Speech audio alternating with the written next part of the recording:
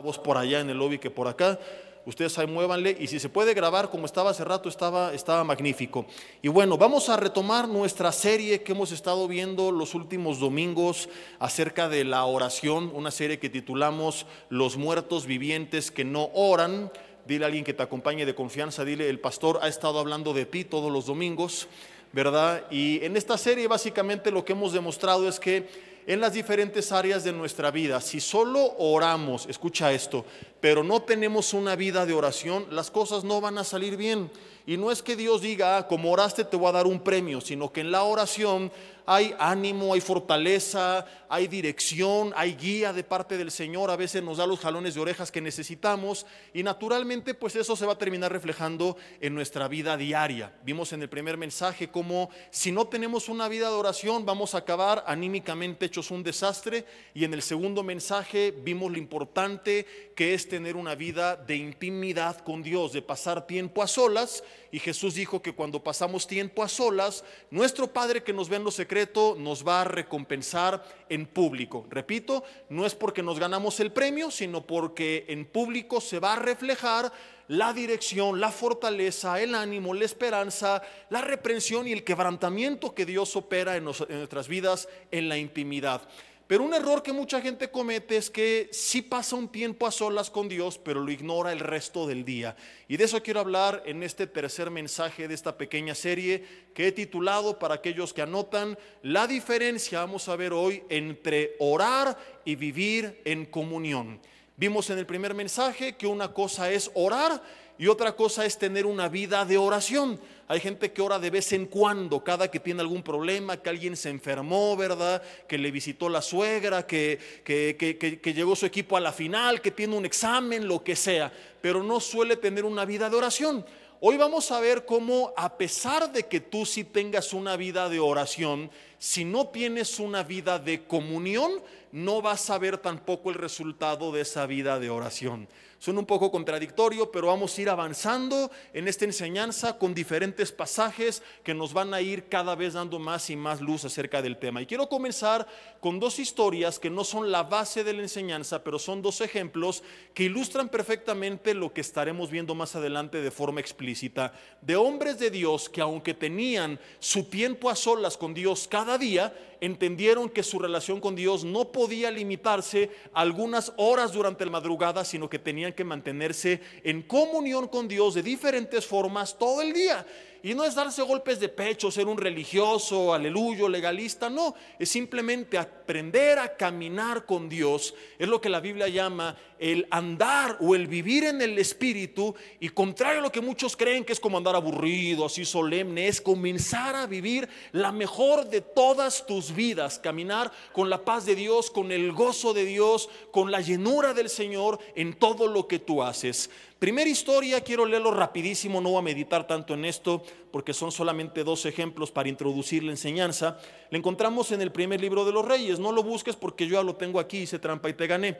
Si quieres buscar algo y leerlo conmigo, ve abriendo tu Biblia en Nehemías capítulo 2. Pero solamente si no te distrae de lo que te voy a leer. Así que voy a dar unos 2-3 segundos para aquellos que son buenos en encontrar versículos que ganaron de niños en esgrima bíblico, y los que andan buscando Nehemías por ahí de Apocalipsis, mejor pongan atención al frente, ¿verdad? Primer libro de los Reyes, capítulo 17, versículo 1. Esto lo vimos el año pasado y no voy a meditar en esta historia, solamente quiero recordar esta verdad. Dice: entonces Elías Tisbita, que era de los moradores de Galaad, dijo a Acab, que era el rey de Israel: vive Jehová, Dios de Israel, en cuya presencia, ¿qué dice la Biblia? ¿De cuya presencia vengo? Perdón, la mía dice: a cuya presencia iré.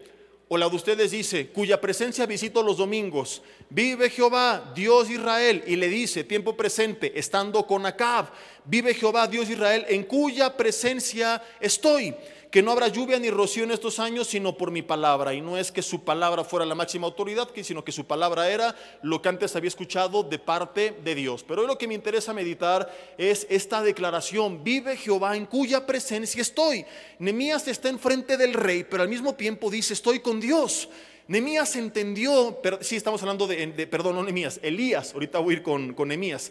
Elías entendió que su relación con Dios no se limitaba a las horas que pasaba al comenzar el día o al terminar el día buscando el rostro de Dios, sino que él podía estar con Acab y al mismo tiempo estar con Dios. O dicho de otra forma, que Dios podía estar con él o estaba con él en todo lo que él hiciera. Y vamos a ver, ¿verdad?, más adelante en esta enseñanza, cómo nosotros de igual manera, donde quiera que vayamos, con quien quiera que estemos, en todo lo que estemos haciendo, podemos aprender a vivir en comunión con Dios y ser sensibles, no solamente en mi tiempo a solas, sino de forma permanente, todo el día, toda mi vida, en todo lo que hago, a la dirección del Espíritu Santo de Dios que mora en mi corazón. La otra historia, me estaba confundiendo yo, es en Nehemías. Por eso dije Nehemías, porque traigo a los dos en mente. Y en el capítulo 2, versículo 1, nos cuenta la Biblia lo siguiente: sucedió, Nehemías 2, versículo 1, en el mes de Nisán, en el año 20 del rey Artajerjes, que estando, dice, ya el vino delante del rey, tomé el vino y lo serví al rey, porque Nehemías era el copero del rey. El copero no solamente servía, sino que primero tenía que probarlo para que no estuviera envenenado. Entonces, donde el vino estuviera envenenado, adiós copero. Pero si el vino no estaba envenenado, pues el copero tenía el privilegio que otros no tenían en el reino de poder probar todos los vinos de la casa real. Voltea con tu marido y dile: esa chamba te hubiera quedado a ti de maravilla, ¿verdad? Hay hombres aquí que nacieron en el tiempo equivocado y este era su llamado. Entonces dice el versículo 1 en el final del párrafo: y como yo no había estado antes triste en su presencia, me dijo el rey: ¿por qué está triste tu rostro si no estás enfermo? No es esto sino quebranto de corazón. Y dice la Biblia que Nehemías narra: entonces temí en gran manera. ¿Por qué temió Nehemías? Porque como siervo del rey, él tenía que sonreír todo el tiempo, y si ellos no estaban sonrientes, el rey tenía la libertad de darles cuello.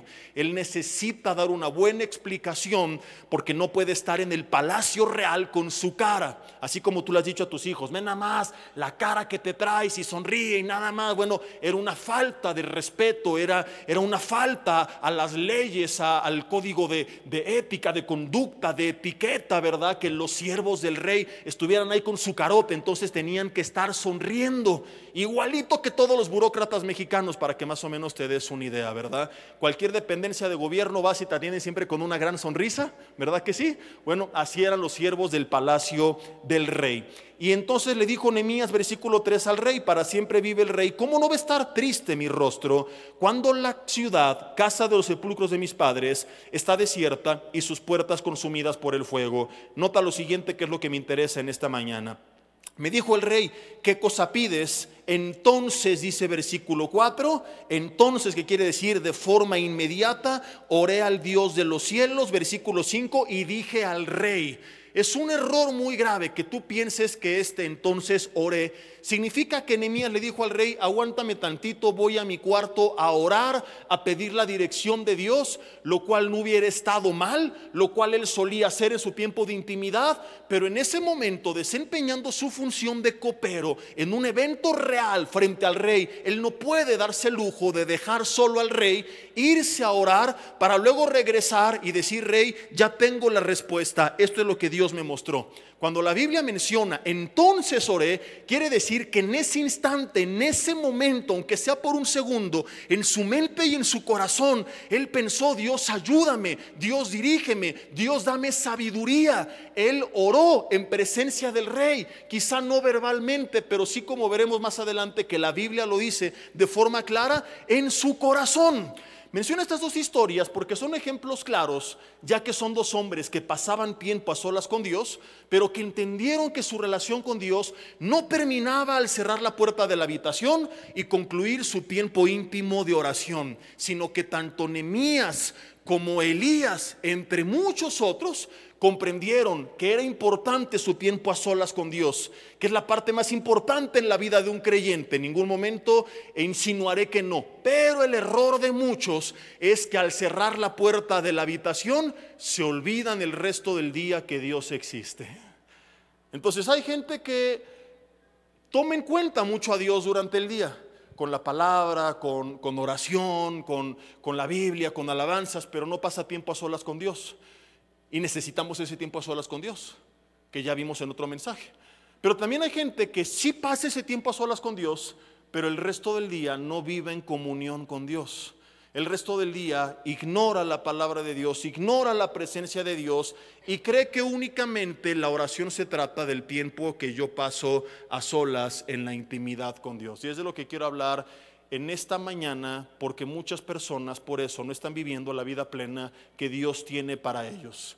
Y quizá te preguntas, bueno, es que yo ya puse en práctica, Jesse, los otros mensajes.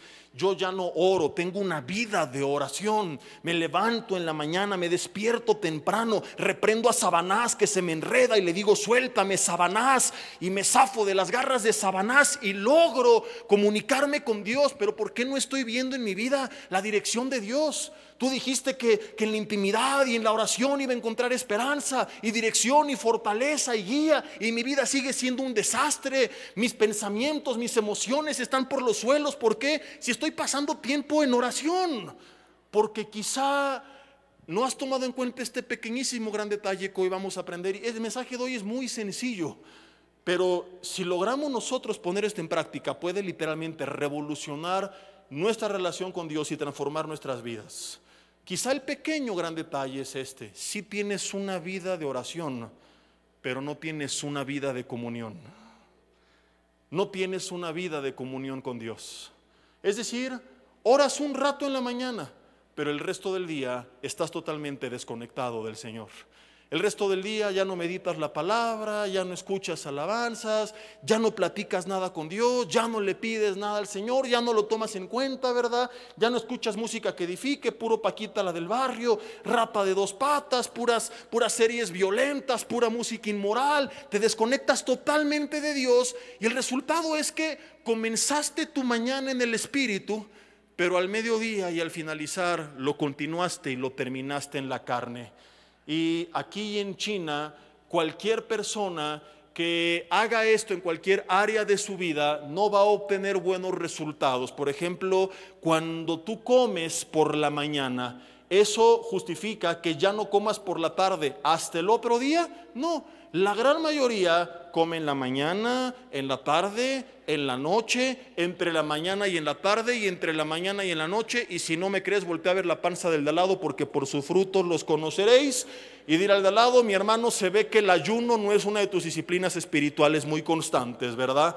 Entonces, ¿por qué las personas desayunan, comen y cenan, aunque hayas desayunado muy bien? Porque la comida de la mañana te sirve para un rato, pero en la tarde tu cuerpo necesita más alimento, porque hay más demanda de energía. Y si no comes, o aún suponiendo que aguantaste la comida, si no cenas, ¿qué va a pasar? Te vas a debilitar, te vas a sentir mareado, y entonces, aunque tú sepas que hay ciertos alimentos que no te convienen, si te los ponen en la mesa, ¿qué vas a hacer? Te los vas a comer porque estás débil físicamente.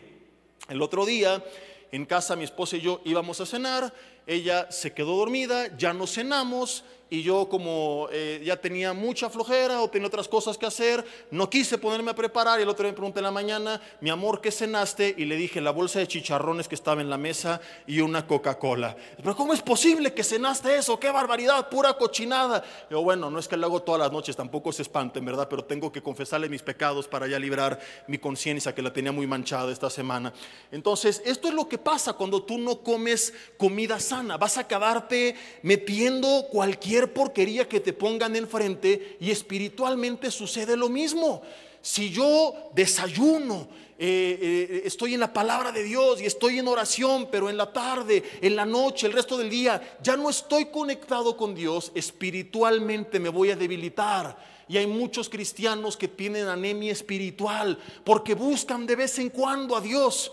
Y aquí estoy siendo yo muy generoso, suponiendo que todos le buscan cada día. Hay gente que le busca cada domingo, hay gente que le busca cada 3 meses, hay gente que viene solamente cada que hay un problema. Hay hermanos que cuando tú los ves dices, seguramente en algún lío ya se metieron, que piensan que pueden ignorar a Dios y que es como una especie de limosnero, que si yo vengo y le canto un rato y le doy mi ofrenda, Él me va a bendecir. No, no estás hablando de un limosnero, estás hablando del Rey del universo, del que dio su vida en la cruz del Calvario, del que hizo todo lo que existe con solamente hablar.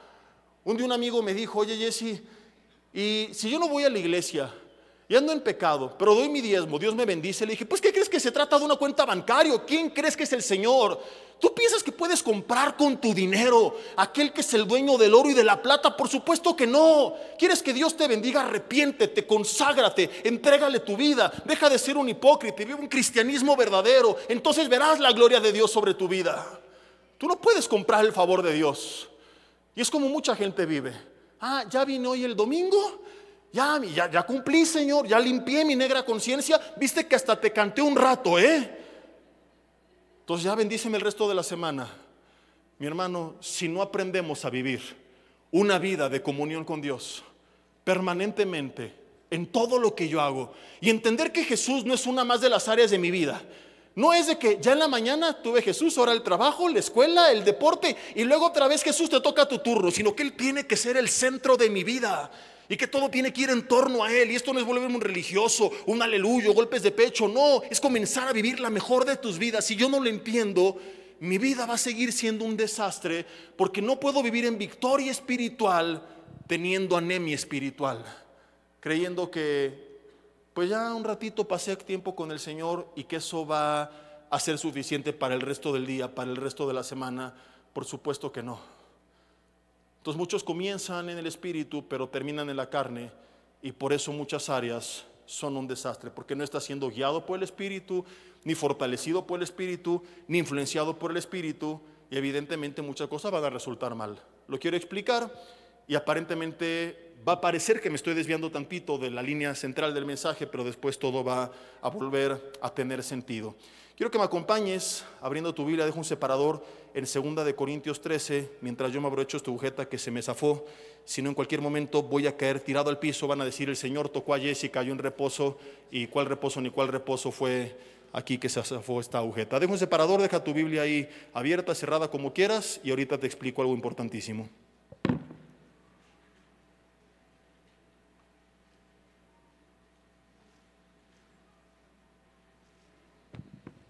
Fue el diablo que me jaló la agujeta para que me tropezara. Si quieres ir a tu Biblia, deja un separador tantito. Antes de que Jesús partiera, en Juan capítulo 14, Él hizo una promesa. Él dijo, no los voy a dejar solos, voy a rogar al Padre y va a enviar otro consolador. ¿Quién sabe esta palabra consolador qué significa en el original? Es la palabra paracletos. Y los estudiosos hoy concluyen que el término más amplio, claro y explícito de paracletos, para algunos es ayudante, para algunos es abogado, porque en 1 de Juan 2:1 se traduce como abogado, hablando de Jesucristo, pero es que abogado es solamente una de las funciones, pero en sí la definición más amplia sería el que está al lado de alguien permanentemente para ayudarle, guiarle, auxiliarle en todas las cosas. O sea, el Espíritu Santo está con nosotros, según esta palabra, todo el tiempo. Y por eso entendemos que Elías dice, vive Jehová en cuya presencia estoy. Ahora la presencia de Dios habita en nosotros. Ahora el Espíritu está en mí. La pregunta no es si Él está en mí, es si yo estoy en Él. Nehemías dice, vive Jehová en cuya presencia estoy. Hoy sabemos que estrictamente hablando esto está mal dicho, porque la presencia habita en nosotros, sí. Pero nosotros estamos en su presencia. Nosotros caminamos en el Espíritu. Mucha gente piensa que el Espíritu Santo es como una blanca palomita que se queda encerrada en el cuarto mientras yo vuelvo a buscarle dentro de 3 meses. Para muchos esa es la obra del Espíritu Santo de Dios en su vida. Le buscan cada que hay un problema, cada que hay una necesidad, cada que están enfermos, que venga, que me toque, que me sane, ¿verdad? Y piensan que cierro la puerta del cuarto, ya acabé de orar y voy a hacer mi vida sin el Espíritu, y Él se queda ahí esperándome y me cuidas mi cuarto, Señor, y me cuidas la casa, y me cuidas al perro. No, el Espíritu Santo no se queda en tu casa cuando tú te vas, Él está contigo en todas partes. Entonces estrictamente está hasta mal dicho cuando decimos, Señor, envía tu Espíritu y que venga y visítanos, porque Él está en todos lados. Llegamos a ser más sensibles a su presencia, se llega a manifestar de una forma más tangible, pero realmente Él está en todas partes. Pero la mala enseñanza del cristianismo moderno, ¿verdad?, con tantas distorsiones y manipulaciones, ha hecho que mucha gente pierda esto de vista, porque ahora lo que muchos creen es que para que el Espíritu Santo se manifieste necesitamos un auditorio como este, luces, sonido, el teclado de fondo con una música mística y una persona hablando o gritando, ¿verdad? Y que entonces ahora sí el Espíritu se va a mover y entonces ahora sí se va a manifestar. El Espíritu Santo no necesita ni luces, ni humo, ni un teclado, ni una persona pegando de gritos. No, Él está en todas partes, todo el tiempo. Él se manifiesta donde quiera, como quiera, cuando quiera, porque Él es Dios. Porque no es una fuerza que puede ser controlada. Porque no es un poder de repente que algunos creen que pueden manejar y manipular a su antojo. Es tristísimo cómo tanto charlatán se ha levantado y se ostentan como si fueran los dueños del Espíritu Santo. Y de repente eventos como que a México nos toca, como si yo decido cuándo nos toca. A ver, Señor, ahora te toca aquí y la próxima semana en Tailandia.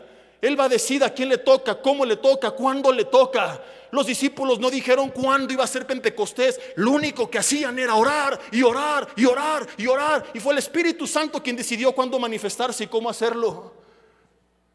La iglesia ya no busca, ahora le ordena. Ahora dice lo que va a pasar. No clama para que pase, porque yo creo en los milagros, pero es diferente decir: Señor, haz tu obra, a yo ordenarle y casi dictaminar y decidir lo que Él va a hacer y empezar a manipular. Pero este es el tipo de pseudocristianismo que estamos viviendo. Y ahora debe empezar a salir aceite de la mano, y va a caer polvo de oro del cielo, y vas a encontrarte brillantes en el piso y plumas de ángeles, y la gente se cree estas tarugadas que son manipulaciones, son viles trucos confirmados. Trucos. Hay uno hasta de cómo hacer supuestamente que el agua se convierta en vino, y yo ya me lo sé. Un día se los voy a, así, en una copa vacía voy a echar agua, la vas a probar y vas a decir es vino y se va a convertir en vino. Es un vil truco de magia. O sea, a estas alturas David Copperfield podría autonombrarse apóstol y engañar a todo el mundo diciendo: miren cómo vuelo. Son trucos de ilusionismo, pero la gente está ciega. Ay, es que yo sí me encontré la pluma, mi hermano. De entrada los ángeles ni plumas tienen, pero ahora predican que hay ángeles despelucados. Aunque tuvieran o se tratara de otro ser angelical que tiene plumas, como los querubines por ejemplo, entonces ¿qué me están diciendo? A ver, si las aves cambian su plumaje por causa de la entropía es el resultado del pecado que entró a la creación y la descompuso, entonces ¿los seres angelicales están sujetos a la entropía? ¿Son afectados por el pecado y por lo tanto mueren? ¿O hay un truco aquí detrás muy barato, muy ruin, muy vil? Porque mucha gente a veces, no, es que es el poder del diablo para engañar. Ni el poder del diablo, o sea, el diablo tampoco los quiere. Ya han caído tan bajo que ya no es ni siquiera el poder del diablo, son viles trucos. Muchos de estos gente que no creen en Dios ni en el diablo. No es que yo sí vi diamantes, llévalos a una joyería a ver cuánto te dan. Vas a ver que son viles plásticos de Temu. Ha habido testimonios de gente que decía: yo ponía la brillantina en el aire para que saliera volando y la gente creyera que le estaba cayendo. Antes decían polvo de oro del cielo, y como lo estudiaron y vieron que era vil metal pintado de oro, ahora dicen: es escarcha. Ah, es que el dueño del oro y de la plata solo puede mandar eso en oro verdadero.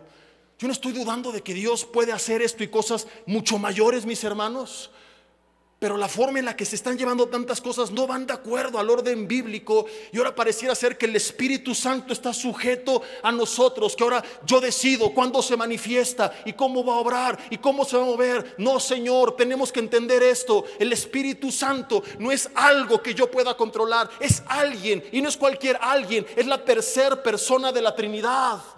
No está sujeto a mi humo, mis luces y mis gritos para entonces manifestarse. Él está en todas partes, Él está en este momento, lo sientas o no. Él es omnipresente porque Él es Dios. Él tiene voz, Él tiene voluntad. Él está al lado de nosotros, donde quiera que nosotros vayamos. Y escucha esto: su obra principal no es hacer que yo sienta bonito. Ay, sentí bien bonito, sentí escalofríos. Su obra principal no es tumbarme al piso para luego levantarme y seguir viviendo la misma vida carnal que llevaba antes. Porque hay mucha gente así: ay, aquí sí se movió el espíritu, me caí al piso. ¿Y de qué sirve si te levantas y sigues siendo el mismo carnal que eras antes de entrar? ¿Y de qué sirve? Sentí bonito. Y el mensaje, sentí bien bonito si nuestras vidas no son cambiadas. Pero la gente sigue todo esto porque ignoran la Biblia, porque la Biblia es clara. ¿Y sabes cuál es la función principal según la palabra de Jesús? No me creas a mí, créele a Jesús. ¿Cuál es la obra principal del Espíritu Santo en nuestras vidas? Guiarlas y transformarlas. Porque cuando Él promete su venida en Juan 16, 2 capítulos después del capítulo 14, donde ya lo había adelantado, Él resume su ministerio en 3 cosas. 1, Él va a convencer al mundo de pecado, de juicio y de justicia. Pero hay lugares donde mencionaste estas 3 palabras: está prohibido. No, este mensaje no es popular, este mensaje no le gusta a la gente. No hables de pecado, no hables de juicio, no hables de justicia. Mejor di que pueden seguir haciendo lo que quieran y que no pasa nada porque Dios los ama. Así de barato se vende el evangelio con tal de llenar los auditorios hoy en muchos lugares. Una persona que ha sido tocada por el Espíritu Santo, lo primero que va a experimentar en su vida no es calambres en el piso, sino una profunda convicción de pecado. Y llorando de rodillas va a decir: Señor, perdóname y ayúdame a cambiar. Y lo que más va a clamar los primeros años de su vida no es el poder para ver señales y manifestaciones y prodigios y maravillas, es el poder para vivir en santidad.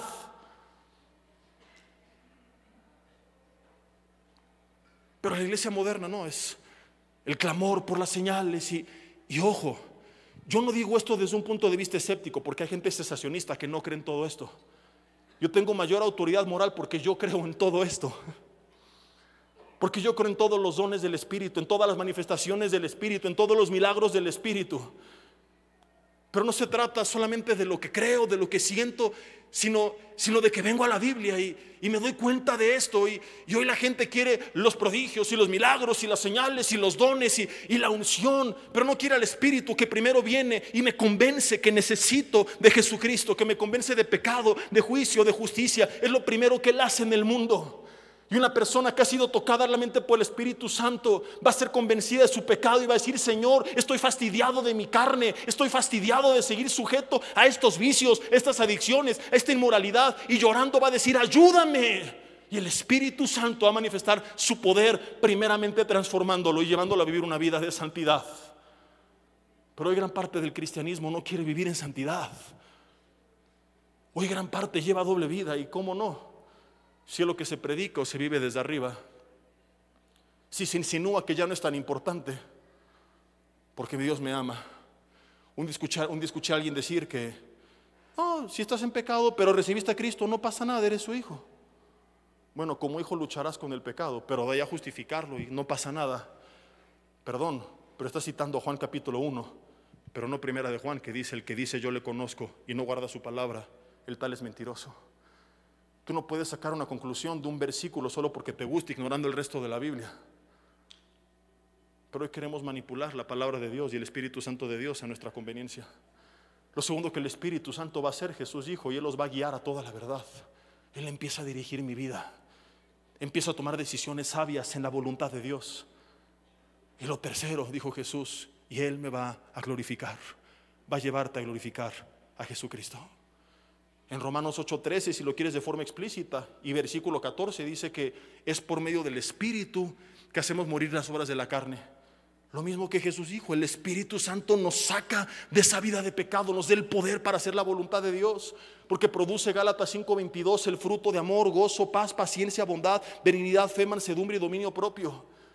Y lo segundo, empieza a dirigir mi vida. Dice Romanos 8 en el siguiente versículo, que los hijos de Dios son los que son guiados por el Espíritu. Ahora te preguntas, si todo esto, ¿qué tiene que ver con el tema? Bueno, estábamos hablando de lo que hace el Espíritu Santo en nuestras vidas. Y te dije antes de eso que hay mucha gente que su vida es un desastre porque tiene oración pero no comunión. Y por eso entonces no ven este poder de Dios transformador, esa dirección guiando, ese fruto en sus vidas. Y es que hay un pequeño detalle que no han considerado, y aquí esto va todo a hilar y tener sentido. Segunda de Corintios capítulo 13 versículo 14.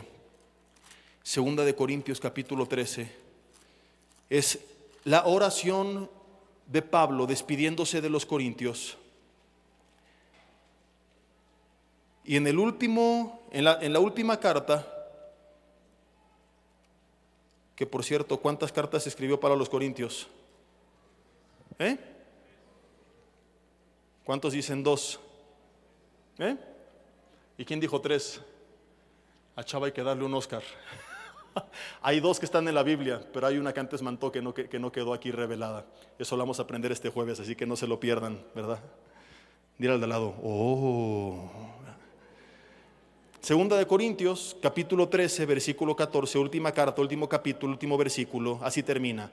La gracia del Señor Jesucristo, el amor de Dios, pero luego añade, y quiero que lo leas conmigo en voz alta, la de 3, 1, 2, 3. Y la comunión del Espíritu Santo sean con todos vosotros. Amén.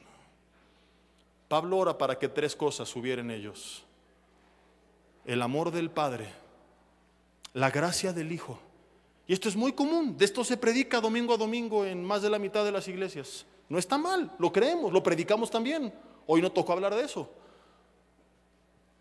El amor del Padre, sí lo tengo, y Dios te ama, el Señor te ama, y no por lo que haces, sino por quien eres, sí, ¿verdad? Y la gracia de Jesús, y Él te perdona, y las nuevas oportunidades, sí, ¿verdad? Pero cuando hablamos del Espíritu, ¿de qué hablamos?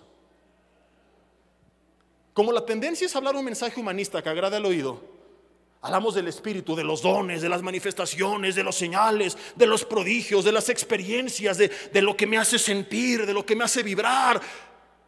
Pero ¿cuántas veces has escuchado que se exhorte, que se anime, no solo a depender del amor del Padre, de la gracia del Hijo, sino también a vivir la comunión del Espíritu Santo?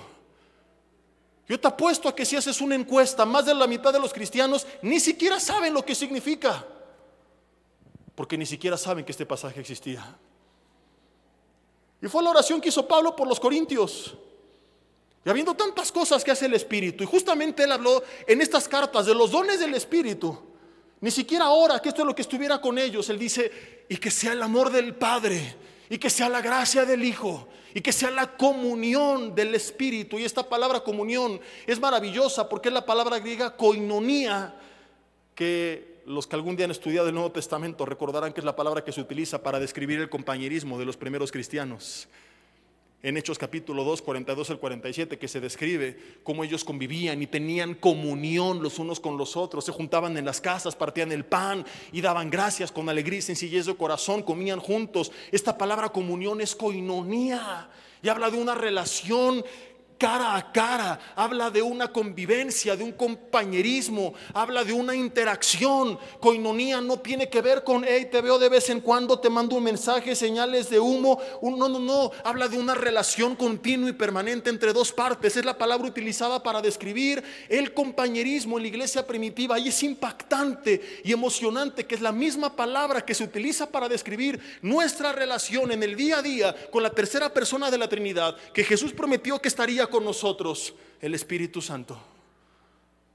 Yo me atrevo a decir que más de la mitad de los cristianos en el mundo, que el 50% de la iglesia, y me atrevo al ver la apatía de la iglesia. No digo esto, mis hermanos, quiero que lo entendamos como desde un punto de vista de superioridad o de orgullo o de juicio, sino con dolor en mi corazón, porque Dios sabe, es testigo, que yo he llorado clamando para que Él traiga un despertar a su pueblo,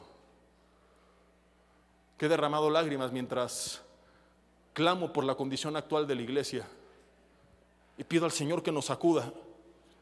Y si de repente ves que hablo fuerte, no es porque mira tú pecador, nunca más, no, sino porque yo sé que si a través de esta palabra el Señor logra sacudirte y llevarte a vivir una vida de comunión con Él, a tomarle en serio, a dejar de vivir un cristianismo religioso nada más y en verdad tener una relación y no visitar su presencia, sino caminar en ella, tu vida va a ser transformada para bien. Y es lo que quiero ver, porque yo lo he experimentado. Yo te cuento esto no presumiendo, sino simplemente como un testimonio que respalda esto. Mi esposa y yo apenas en octubre cumplimos 16 años de casados, Y como te dije la semana pasada, hubo tiempos difíciles donde ella quiso ofrecerme delante de Dios en holocausto santo, vivo, agradable y perfecto, pero nunca lo logró. Pero el Señor nos ayuda a salir adelante. Y honestamente, de todo corazón y sin mentir, les podemos decir que actualmente estamos viviendo nuestro mejor momento, más que recién casados. Luego hasta mi hija se enoja con nosotros de cómo nos hablamos y jugamos y las voces que hacemos como si fuéramos adolescentes enamorados. Ay, ya, papá, no sé qué. Y yo, ¿qué? ¿Te pones celosa o qué? ¿Cierto o falso? Quieren que le empiece a decir cosas. No, eso es cuando estamos solos. ¿Y sabes por qué? No es porque ahora sepamos algo que antes no sabíamos. El conocimiento que tenemos hoy acerca del matrimonio quizás sea muy similar al que teníamos ya hace 10 años. Porque los principios del matrimonio son muy generales y muy básicos. No es como que descubrimos el hilo negro de algo. No. Es simplemente que ahora buscamos cada uno mucho más a Dios que antes. Y en ese quebrantamiento, en esa rendición total a Él, en esa comunión con Él, empezamos a ver todo lo que te estoy diciendo. Él trae dirección, trae quebrantamiento, trae ánimo, trae fortaleza. Empieza a manifestarse el fruto de su espíritu: amor, gozo, paz, paciencia, bondad, benignidad, fe, mansedumbre, dominio propio. Claro que sigue habiendo diferencias, pero es en otro canal muy distinto a como algún día fue. No por la información que ahora tenemos, sino por haber comprendido todo esto y haber sido llevados a un nivel de quebrantamiento mayor con el Señor y depender ahora de esa comunión. Entonces, cuando de repente hablo fuerte es porque quizás es una desesperación en mí, porque quiero ver lo mismo en el pueblo de Dios. Porque tú no conoces las historias de todos los que te rodean, porque tú no atiendes al resto semana a semana y nosotros sí. Y vemos tantas familias tan mal, no con problemas normales, no con el clásico argumento de pues sí, todos tenemos problemas. No, hay problemas que no deberían de tener de esa manera un cristiano. Hay dinámicas que no son bíblicas. Hay formas de pelear, de discutir, de hablarse que están llevando muchos en su hogar, que no tienen nada que ver con los principios de la palabra de Dios. ¿Y de dónde deriva todo esto? De una apatía espiritual, de que muchos ni oran nada, más que de vez en cuando. Para algunos el cristianismo es lo que pasa el domingo en las 2 horas de reunión. Entre semana Dios no existe. Y los pocos que han logrado tener una vida de oración no han comprendido que es importante una vida de comunión. Entonces, ¿qué es lo que pasa con el cristianismo moderno que te decía, gran parte está viendo en derrota? Porque quieren el poder del Espíritu, quieren la unción del Espíritu, quieren los dones del Espíritu, quieren las manifestaciones del Espíritu, pero no quieren la comunión del Espíritu. Se habla del poder, se habla de los milagros, se habla de las señales, se hablan de los prodigios, se hablan de las maravillas, pero no se habla de la comunión. ¿Y sabes qué es lo más triste?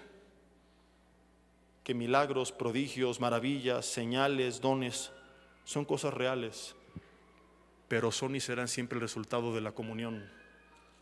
Y sin comunión te vas a quedar sin una y sin la otra. Quiero decir con esto que muchos están dispuestos a dedicar solamente unos minutos del día al Señor, pero no quieren dedicar el resto del día. Bueno, Señor, ya te oré en la mañana, ya leí, ya la ve, ahora bendíceme el resto del día, por favor, nos vemos mañana. Y viven un cristianismo geográfico como el de la mujer samaritana en Juan capítulo 4, que le dice a Jesús: oye Jesús, ¿en qué monte tenemos que adorar? ¿En este o en aquel? Y Jesús dice: ninguno de los dos, porque viene la hora, y ahora es cuando los verdaderos adoradores, ojo con el término verdaderos, porque por implícito significa que hay falsos, pero los verdaderos van a adorar al Padre, no en este monte ni en aquel, sino en espíritu y en verdad.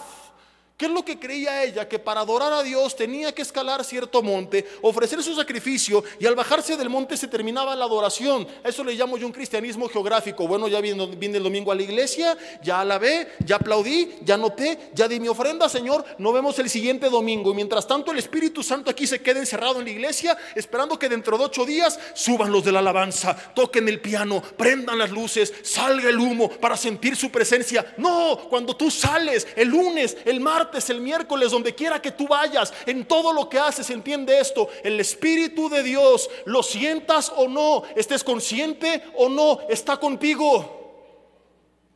Y hay una parte hermosa, oh, si Él está conmigo. Pero hay otra parte que tiene que quebrantarnos. Y es que ha visto todo lo que haces, y todo lo que dices, y todo lo que eres, cuando te bajas del monte donde adoraste. Ese es el pueblo de Israel por muchos años. Oh, sacrificios a Jehová.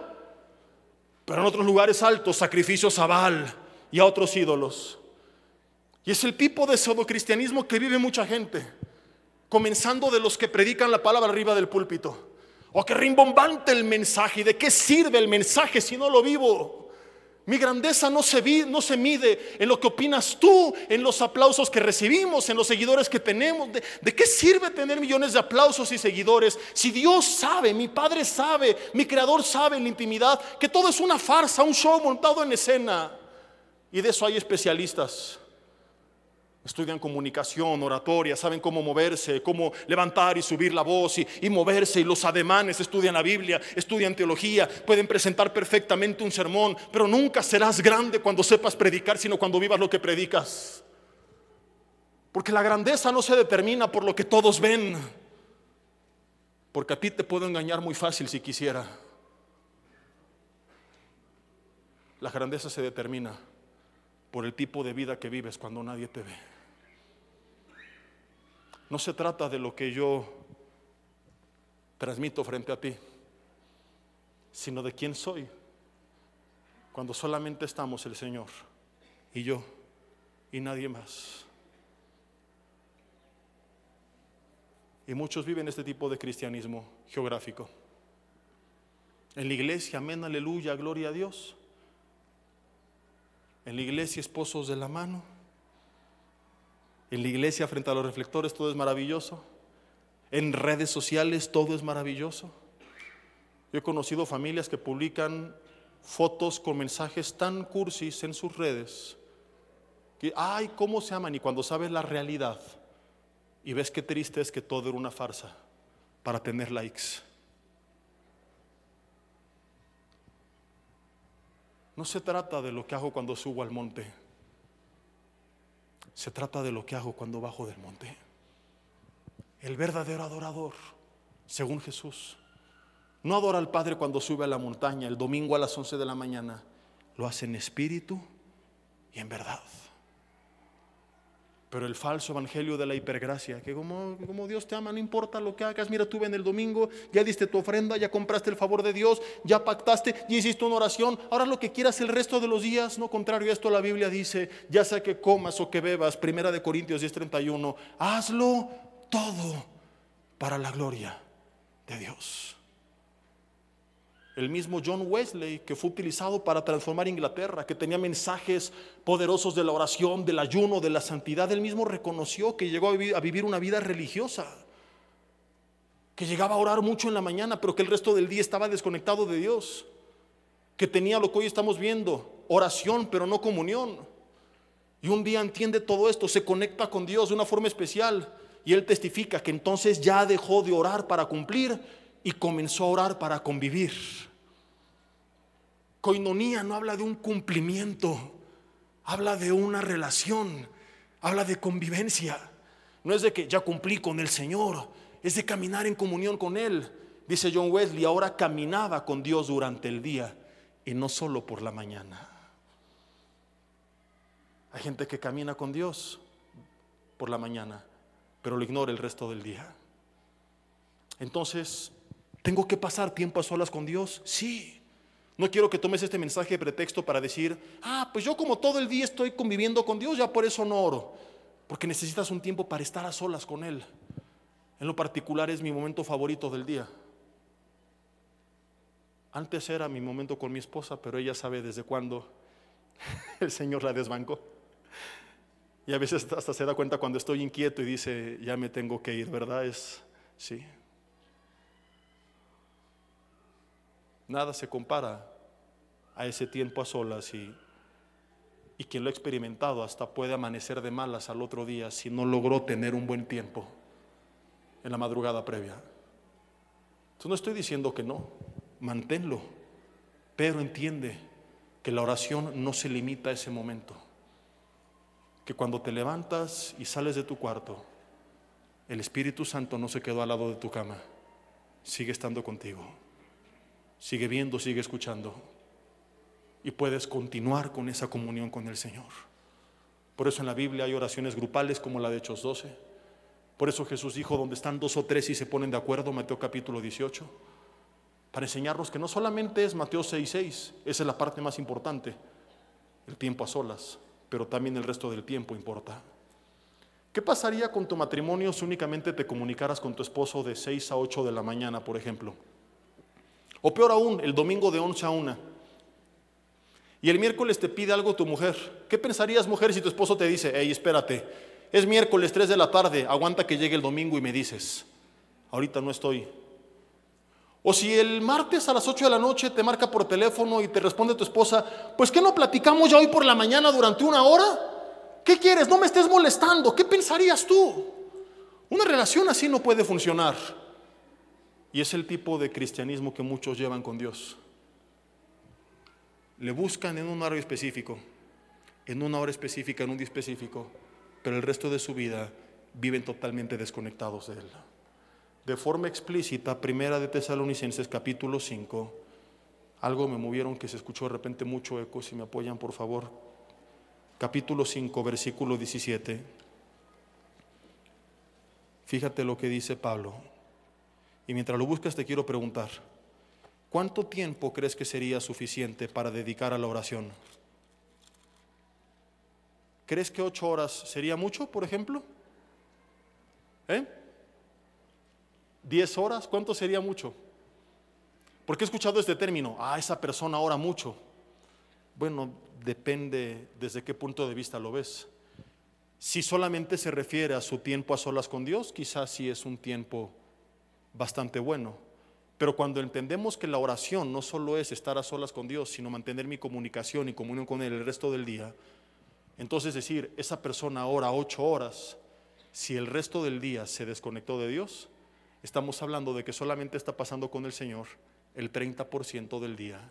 8 horas de 24, mi hermano, seguirían siendo insuficientes a la luz de lo que vamos a leer. Primera de Tesalonicenses 5, versículo 17, dice, orad sin cesar. ¿Sí? O sea, cuando venga el pastor César, ¿no hay que orar? ¿O es orar sin cesar? ¿Y qué significa esto? Sin parar. Oye, ¿cómo lo voy a lograr? Voy a leerte otro ejemplo y ahorita explico. Un poquito más atrás, Efesios capítulo 6, versículo 18.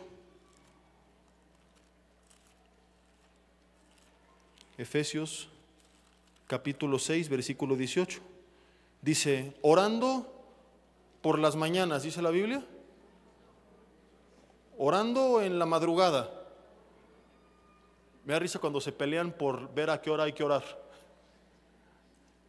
Y he escuchado videos que dicen, es que el Señor en la madrugada está presente. O sea, el resto del día es su hora de descanso. Pero su jornada laboral es de 12 a 8 de la mañana. No. En la madrugada hay menos distractores y por eso se recomienda.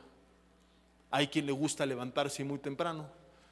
Hay quienes preferimos seguirnos la noche larga y extenderlo hasta la madrugada. Lo importante es que encuentres un espacio a solas. Si eres cadenero de antro y trabajas en la madrugada, pues búscate un espacio en la tarde. Lo importante es que encuentres un momento a solas con Dios. Pero que tu oración no se limite a ese tiempo, porque dice aquí, que dijimos Efesios 6, versículo 18, orando en todo tiempo. ¿Cuándo? En todo tiempo, con toda oración y súplica. Oye, pero ¿cómo le voy a hacer si estoy hablando en una junta de trabajo? ¿Cómo le voy a hacer si estoy comiendo? Aquí dice la clave, con toda oración y súplica en el espíritu. O sea, a veces no lo voy a poder hacer de forma audible, verbal, pero en mi espíritu puedo conectarme con Dios. Estar todo el tiempo, como dice Efesios 5 del 15 al 20, alabando con himnos, con cánticos, con salmos espirituales. Y ahí dice, en vuestros corazones. O sea, hay veces que no lo puedo expresar, pero lo puedo hacer en mi corazón y tu vida va a cambiar. Haz la prueba, te reto, prueba una semana. ¿Qué pasa si tú te levantas y ahí medio escuchaste un devocional, leíste deprisa un versículo y te desconectaste de Dios el resto del día? Tráfico, estrés, cuentas, pagos, van a alterar tu carácter. Llegas en la noche a casa, vas a explotar. Y por eso tanto conflicto y tanta carne en la casa. Haz la prueba y cambia la dinámica. Levántate en la mañana. Pon una alabanza mientras lo haces, mientras te cambias, te arreglas. Una prédica mientras desayunas. Camino al trabajo, en vez de ir con la qué buena, escuchando reggaetón y que sí, que tú, mami, que no sé qué, que... Por eso no puedes contra la pornografía. Todo el tiempo invadido de mensajes de inmoralidad, anémico espiritualmente, te vas a comer la bolsa de papas. Al caer la noche, continúa en el auto con alabanzas, continúa con alguna prédica, con la Biblia en audio. Te fuiste a hacer ejercicio, ponte audífonos, escucha prédicas, escucha alabanzas. Te subiste a la caminadora, te voy a revelar un nuevo truco desbloqueado. Si tú vas corriendo, no puedes cerrar los ojos para adorar porque te vas a caer. Pero si tú pones toda la inclinación, puedes bajar la velocidad a la mitad aproximadamente. Te agarras de la caminadora, tu ritmo va a ser el mismo que el que alcanzabas trotando, pero podrás cerrar tus ojos. Y mientras haces ejercicio, adorar en el Espíritu a tu Padre Celestial. ¿Y qué van a decir los de al lado, pastor? ¿Sabes qué es lo más triste? Que de verdad a mucha gente eso le importa. Que aunque pareciera ser que fue un chiste, lo dije en serio. ¿Te importa lo que dice el de al lado? ¿De verte adorando? Si te importa en la iglesia, con puro aleluyo, se ve a tantos con la apatía con la que adoran.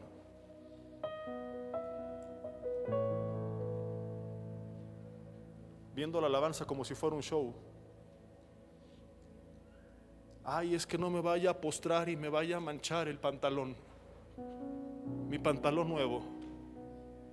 ¿Qué va a pensar el de al lado? ¿Qué va a decir mi invitado?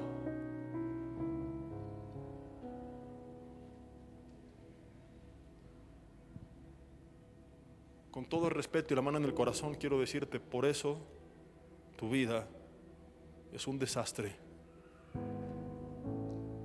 Porque Jesús dijo: el que me reconoce delante de los hombres, yo lo voy a reconocer delante del Padre.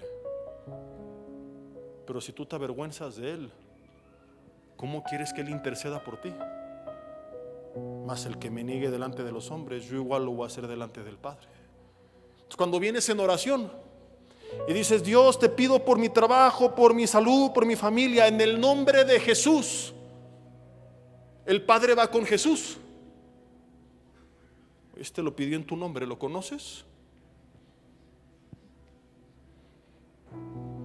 Sí. El domingo se congrega, llega tarde, nada más anda chismeando, murmurando, está en alabanza viendo a las hermanas, escucha el mensaje, jamás toma nota, no recuerda nada de lo que ha aprendido, pero va. Sí, lo conozco. Entre semana es borracho, es tranza, es adúltero, vive en fornicación.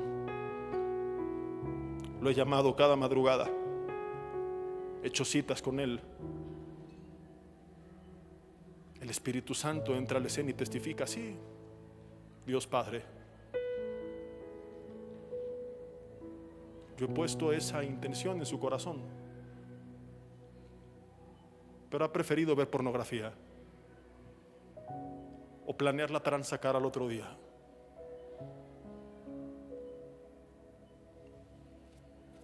Entonces tu oración no tiene poder, porque le hiciste en nombre de un Jesús al que no ignoras y que no conoces.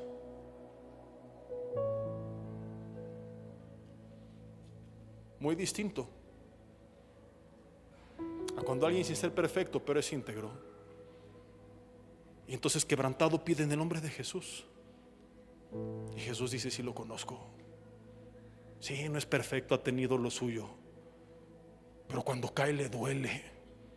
No lo encubre, no dice verdades a medias, no se victimiza, llora. No con lágrimas para que los demás digan pobrecito, sino porque en verdad le duele haberme fallado.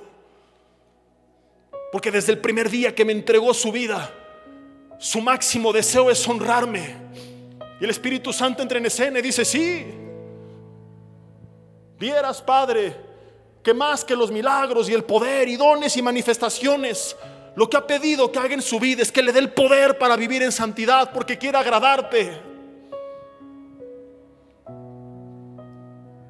A veces falta a la iglesia, sí, no es perfecto, pero suele vivir en comunión, ¿no? Ha tenido caídas, pero se ha levantado. Señor, busca tu rostro cada noche.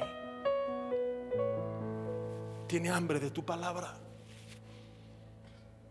No viene a ella para ver qué va a conocer, para ver a quién le va a presumir y publicar en sus redes cuánto sabe.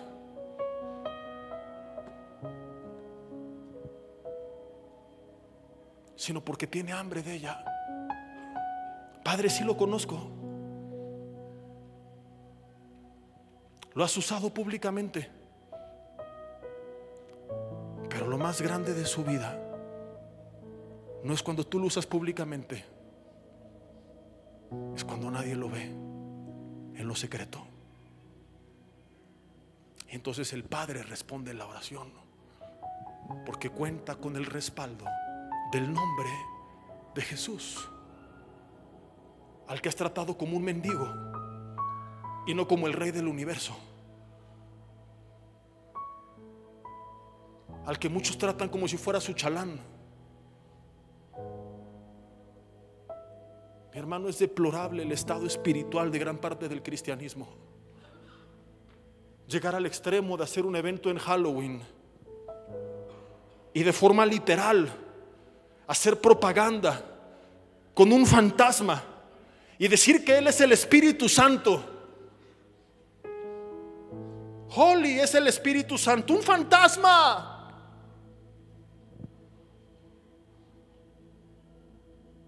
Y vengan, porque el Espíritu Santo va a traer polvo de oro y plumas de ángeles y ¿qué más hacen? Y brillantes. Cuando Él vino a transformar nuestras vidas.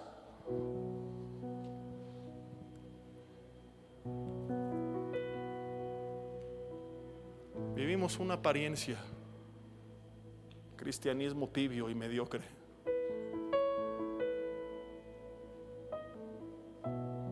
Donde estamos tan poco expuestos al verdadero poder del Espíritu, que se ha llegado al cinismo de tenerlo que falsificar.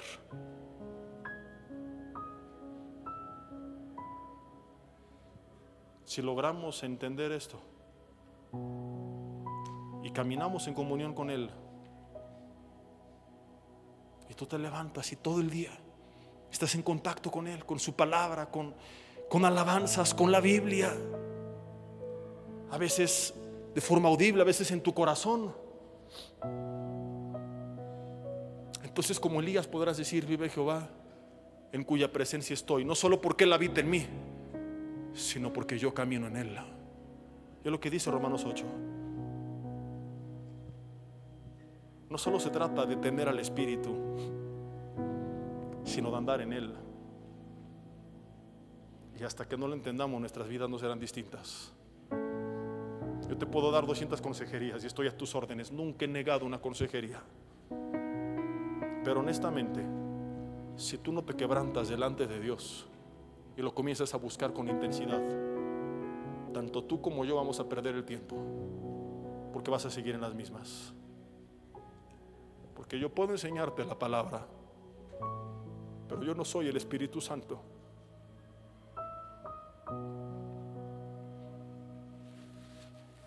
Yo no tengo el poder que Él tiene. Yo no puedo guiar tu vida como Él. Y Él está contigo. pero quizá tú lo has ignorado. Y vuelvo a repetir y termino porque ya me pasé de tiempo. No lo digo para que salgas de aquí y te avientes del puente de Metepec lleno de culpa. Quisiera a veces no tener que hablar tan duro. ¿Crees que a mí me gusta? No, es más bonito cuando hablamos bonito. Pero es una desesperación santa en mi corazón. Y Dios sabe que he llorado por su iglesia, clamando para que la despierte, porque sé que entonces tu vida será distinta. Y es lo que quiero ver. Dile en tu lugar con ojos cerrados: Señor, perdóname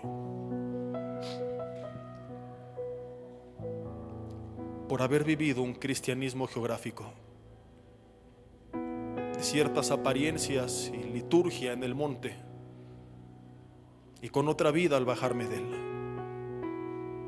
Me arrepiento y te pido que me limpies con la sangre de Jesús, porque me ha interesado más quedar bien con la gente que contigo. Porque es verdad, hay tibieza, hay apatía, hay carnalidad. Inclusive adrede comencé a buscar el tipo de mensaje que no me confronta, que me hace sentir cómodo, a caer en toda esta ola de experiencias místicas manipuladas por el hombre. Y le llamé al ruido de las bocinas, al humo de un aparato y a la luz de un reflector que hacían vibrar el ambiente, que eso era la presencia de tu Espíritu Santo. Salí tantas veces de diferentes lugares diciendo: oh, ¿cómo se sintió? Y mi vida siguió siendo la misma. Y hoy me doy cuenta que solamente estuve expuesto a una manipulación humana, pero nunca a tu verdadero fuego consumidor que transforma. Y ya no quiero vivir este tipo de fe y de cristianismo. Levanta tus manos en señal de rendición y dile: Señor, quiero que transformes mi vida. Quiero tener esa comunión del Espíritu, la gracia del Hijo, el amor del Padre.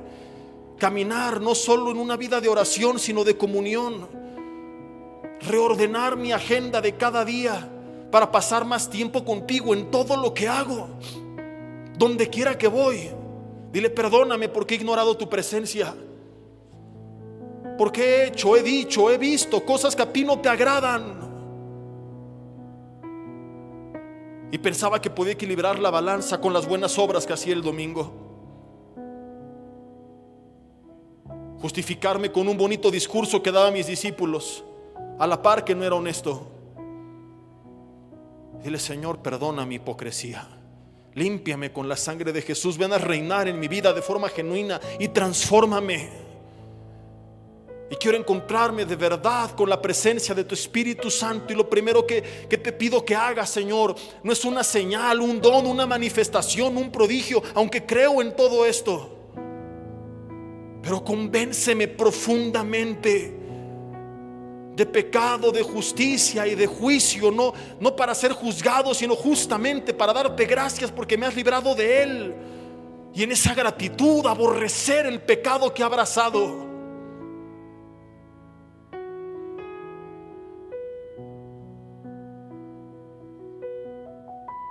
Mis hermanos, hay muchos que no le han dado a Dios la gloria que merece.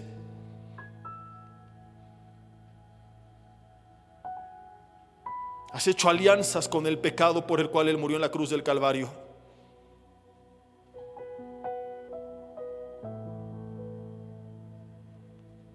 Dios, que tu Espíritu Santo en este momento traiga quebrantamiento a nuestros corazones endurecidos. Convéncenos de ese pecado, de la realidad, no para llenarnos de culpa, sino para ser llevados al arrepentimiento. Y termina de una vez por todas con tanta apatía en nuestras vidas. Dile: Dios, perdóname, ayúdame a hacer tu voluntad. Y esta va a ser mi principal y más ferviente oración: que tú nos cambies que tú nos guíes y que nos des el poder para honrarte y para vivir en santidad. Que tú nos ayudes a glorificar a Jesucristo. Dile: Dios, haré un espacio para esa intimidad a solas tú y yo, pero saliendo de mi habitación, ahora consciente de que vas conmigo donde quiera que vaya, no solo tendré una vida de oración, sino una vida de comunión. Que así se ha hecho y que esto revolucione nuestras vidas. Que como Nehemías y como Elías, donde quiera que vayamos, podamos seguir caminando bajo tu influencia, bajo tu dirección y bajo tu poder. En el nombre de Jesús. Amén y amén. Hola, ¿qué tal? Me da mucho gusto saludarles y quisiera simplemente comunicarles que gracias a todos ustedes a través de todas las naciones del mundo que aman la palabra de Dios y que realmente están interesados en que nosotros como organización Vida Nueva para el Mundo y Armando Alducin Ministries continuemos predicando el Evangelio de la Gracia de Jesucristo y que podamos nosotros continuar haciéndolo gracias a sus donaciones. Este año cumplimos 46 años de ministerio, 46 años donde hemos predicado, hemos enseñado, hemos tenido seminarios y de diferentes formas de estudios bíblicos alrededor del mundo y hemos pensado y considerado de una forma fiel el Evangelio de la sana doctrina de Jesucristo. Nosotros, con todas estas donaciones, tenemos que sostener pastores, misioneros, obras, equipos de televisión y aún continuamos buscando la manera de poder elevar este ministerio.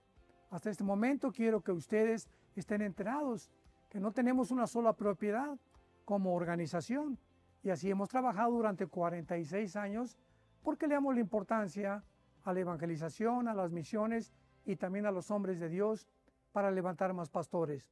Le damos las gracias y que pueda Dios con su gracia tocar sus corazones y que puedan ustedes invertir en un terreno donde es fructífero, porque creemos que ha producido bastante buen fruto para la gloria de Dios.